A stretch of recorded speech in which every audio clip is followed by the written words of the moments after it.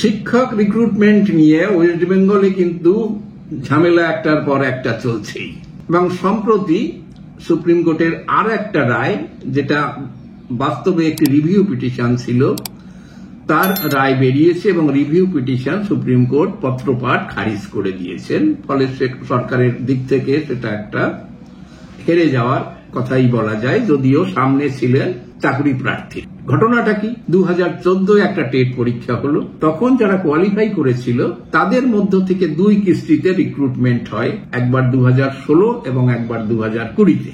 সেখানে মোট ভ্যাকান্সির কথা বলা ছিল 16,500, কিন্তু সেই দুই কিস্তিতে রিক্রুটমেন্টের পরেও দেখা যাচ্ছে 3,929টি পদ কিন্তু সেখানে খালি আছে। সেই খালি থাকার ফলে সেই 14 যারা কোয়ালিফাই করা তারা বললেন যে আমাদের মধ্য থেকে এই রিক্রুটমেন্ট হোক, কিন্তু ইতিমধ্যেই 2017-এ আর একটা রিক্রুটমেন্ট প্রসেস কমপ্লিট হয়েছে।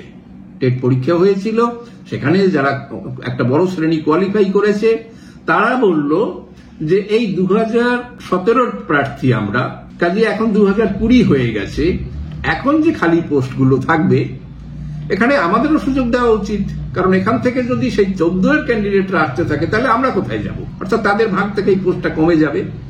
তাই তারা বললো যে না, আমাদের এখানে সমান সুযোগ দিতে হবে। এই নিয়ে মামলা হলো।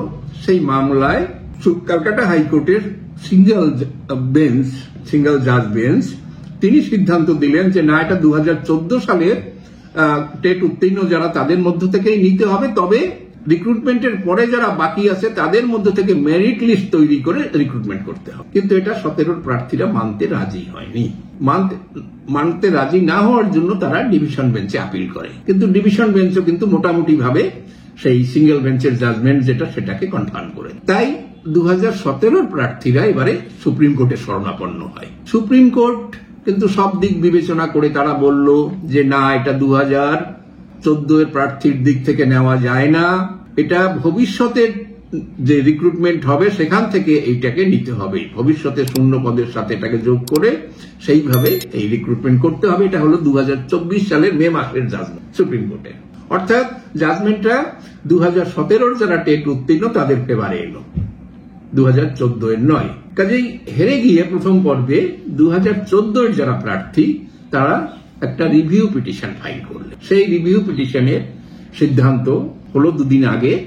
সেখানে সুপ্রিম কোর্ট কিন্তু বললেন যে না, এটা হবে না, আমাদের যে রায় যেটা দেওয়া হয়েছে সেই রায় বহাল থাকবে, কারণ একটা 2014 সালের পরীক্ষা থেকে দীর্ঘদিন ধরে তার রিক্রুটমেন্ট প্রসেস চলতে পারে না, তাহলে ভবিষ্যতে যারা তারা যাবে কোথায়। এইভাবে 2014-রা বলা যায় যে যারা ছিলেন তারা এই মামলায় হেরে যান, এবং 2017-র যারা তারা এখান থেকে খানিকটা বেনিফিট পেয়ে গেলেন, অ্যাডভান্টেজ পেয়ে গেলেন। কিন্তু প্রশ্ন হলো যে 2014-এর একটা রিক্রুটমেন্ট প্রসেস সেটা এতদিন ধরে মামলা মোকদ্দমার সাথে আটকে কেন থাকবে, কেন সময়ের রিক্রুটমেন্ট সময় হবে না? এর ফলে যারা শিক্ষা নিয়ে চিন্তা করেন, শিক্ষার কথাবার্তা যারা বলেন যে শিক্ষা ব্যবস্থা ভেঙে পড়েছে, প্রাইমারি অবস্থা তো সবাই জানেন যে স্কুলের পর স্কুল বন্ধ হয়ে যাচ্ছে, যেখানে সামান্য স্কুল কিছু টিকেও আছে সেখানে ছাত্র নেই, তারা সবাই প্রাইভেট স্কুলে বেশি পয়সা খরচ করে পড়তে যাচ্ছে, কারণ প্রাইমারি স্কুলগুলো কার্যত পড়াশোনা সেখানে হারিয়ে গেছে। যে এই পরিস্থিতিতে যদি আবার এই শিক্ষক রিক্রুটমেন্ট নিয়ে এইসব হয়, শিক্ষকের স্বল্পতা থাকে, শিক্ষক না থাকে, তাহলে হবে কি পরিস্থিতি? এই জন্য সিলেকশন ব্যবস্থাতে যদি স্বচ্ছতা যদি না আনা যায়, রিজিড দৃঢ় যদি রিক্রুটমেন্ট পলিসি নিয়ম তৈরি করা না যায়, তাহলে এরকম সমস্যা চলতে থাকবে। হঠাৎ প্রয়োজন বুঝে বুঝে একটা নতুন নিয়ম বানালে সেই নিয়ম কে মানবে?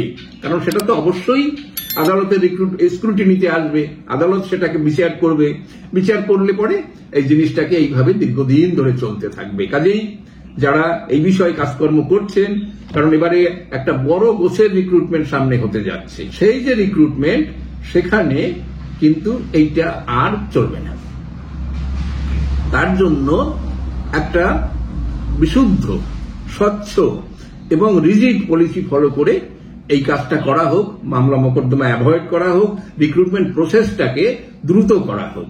সময়, গেস্টেশন পিরিয়ড যত বেশি হবে, মাঝের সময়টার বিলম্ব যত বেশি হবে, ততই এইসব ত্রুটি, এইসব ভ্রষ্টাচারের অভিযোগ এগুলো আসতে থাকবে। কাজেই সেটাকে এড়াতে পারলে শিক্ষা ব্যবস্থার পক্ষে মঙ্গল, যারা শিক্ষক তাদের মঙ্গল, এবং সবচাইতে বড় যারা ছাত্র, যারা এদের উপরে পড়াশোনাটা নির্ভর করছে, যাদের ভবিষ্যৎ নির্ভর করছে, তাদের ভালোর জন্য কর্তৃপক্ষ সচেতন হোক, আমরা এই রিকোয়েস্ট করি।